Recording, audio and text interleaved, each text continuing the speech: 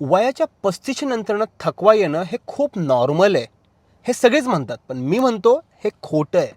कारण वयाच्या 35 नंतर थकवा तुम्हाला कॉन्स्टंटली जाणवतोय छोट्या मोठ्या गोष्टी करताना.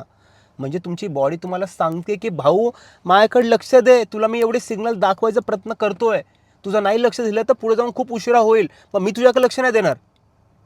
जसं की सकाळी झोपेतनं उठल्यानंतर ना एवढा मोठा ब्रेन फॉग होतोय. अरे झोपेतनं उठल्यानंतर तुमची जी बॉडी एवढी टायर्ड असेल, इट मीन्स बॉडी सांगते की बाबा तुझं झोपेच्या अगोदरचं 1-2 तासाचं जे रुटीन आहे ना, त्याच्यामध्ये बदल आण.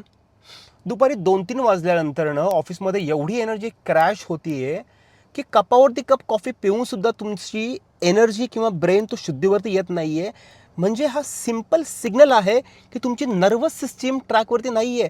त्या नर्वस सिस्टीमला ट्रॅकवरती आणण्यासाठी वेगवेगळ्या प्रकारचे श्वसनाचे व्यायाम इन्क्लूड करणं गरजेचं आहे. जर तुमचं न्यूट्रिशन प्लॅन ट्रॅकवरती नसेल तर त्या न्यूट्रिशनला राईट मात्रामध्ये खाणं गरजेचं आहे, सो दॅट प्रत्येक मील तुम्हाला कॉन्स्टंटली चांगल्या प्रकारची एनर्जीज प्रोव्हाइड करत राहील.